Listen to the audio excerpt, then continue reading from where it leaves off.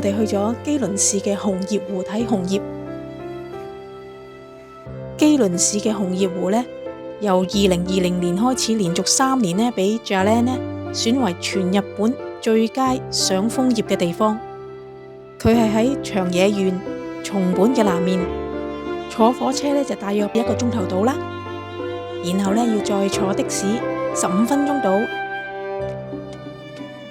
我哋呢就由松本出發，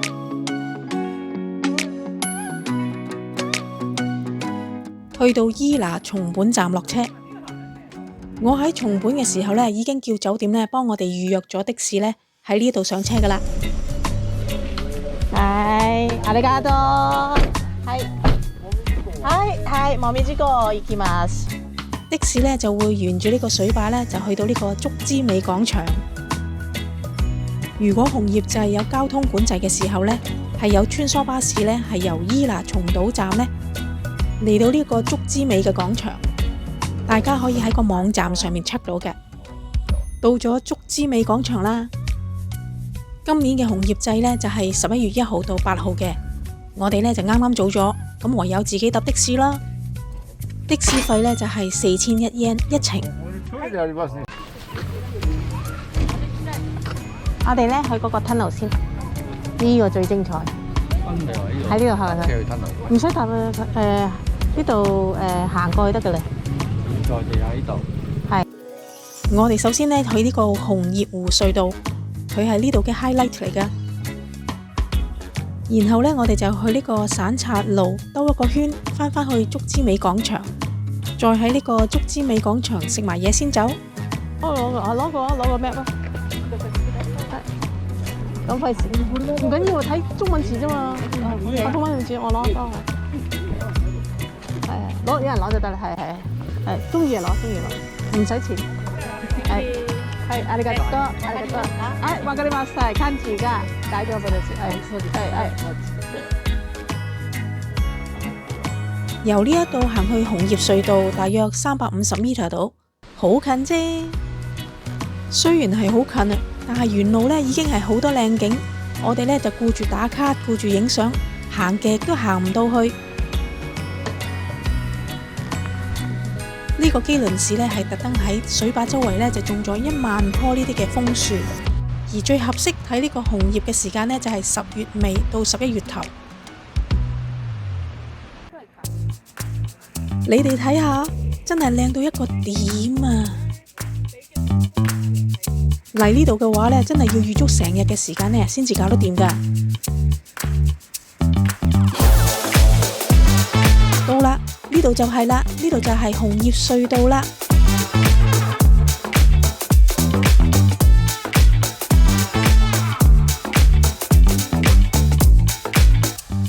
今日未有交通管制，所以呢啲車呢都仲可以行入嚟。到咗紅葉祭有交通管制嘅時候呢，啲車就要泊喺出邊，然後呢坐呢個穿梭巴士入嚟㗎啦。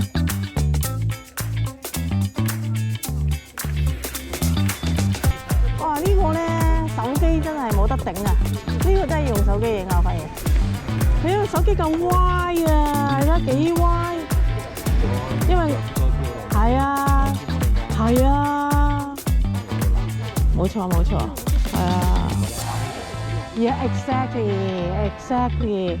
因為相機我支鏡唔夠歪啊，所以咧相機都冇手機咁靚。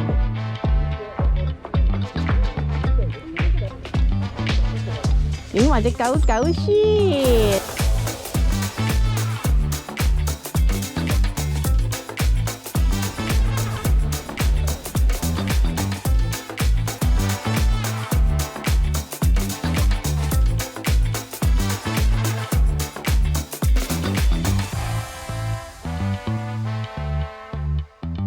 嚟呢度梗係要影多啲靚相啦，如果唔係都對唔住自己啦。依家開始好多人啦，有好多呢本地旅行團呢嚟到呢度啦，我哋都要繼續向前行啦，如果唔係天黑都未行晒啊！我哋跟住呢就轉咗入去行呢個嘅散策路，呢度終於都少人啲啦，我哋可以慢慢去影相，同埋真正咁去欣賞一下呢個紅葉嘅美景。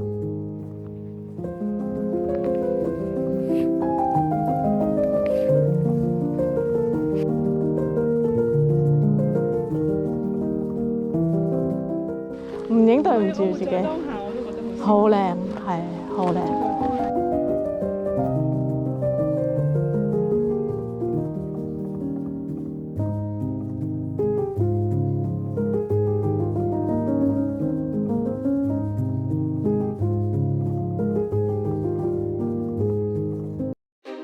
呢個抹港廣場都係打卡位嚟嘅，真係冇得輸。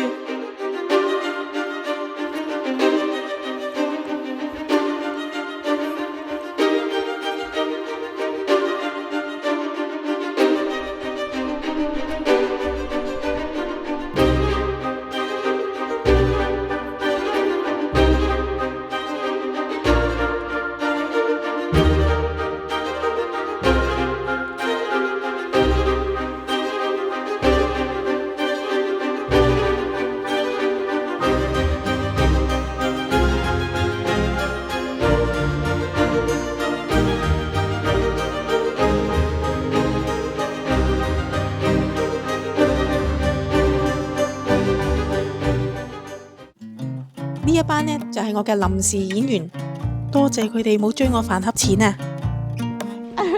耶耶，班長，耶！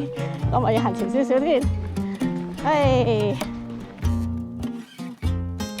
大佬 say 個 hi 啊！呢度係。啊！呢度向右邊行呢，就係行返去頭先入嚟嗰度啦。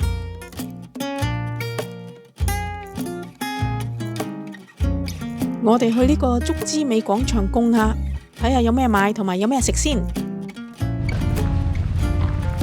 度應該有嘢食啊！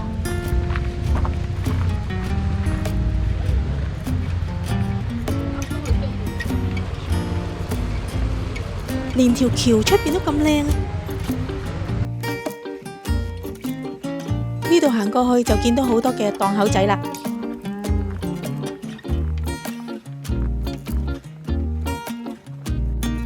呢間呢係賣包嘅，但係我哋幫襯佢呢買咗一啲順州蘋果，都好好食啊。呢一檔呢就賣咖啡嘅。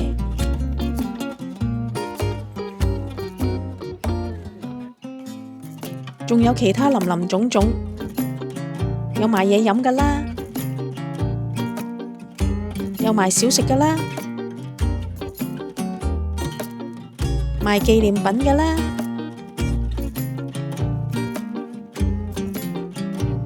同埋呢啲手工創作啦。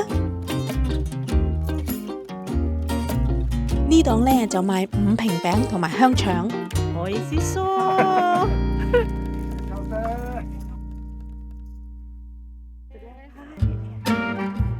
烏冬梳吧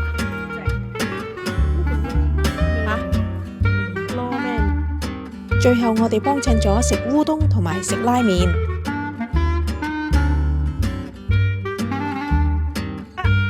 之前預約咗嘅的士呢，好準時咁嚟接我哋啦。回程嘅時候呢，就更加睇得清楚呢一個嘅基倫水壩。好可惜我哋唔夠時間啦，如果唔係喺水壩嗰度停一停睇一睇，應該都好靚㗎，咁唯有下次先咯。其實紅葉湖呢，夜晚係有點燈嘅，不過6點先開始，咁如果係自駕嘅話呢，就會方便啲啦。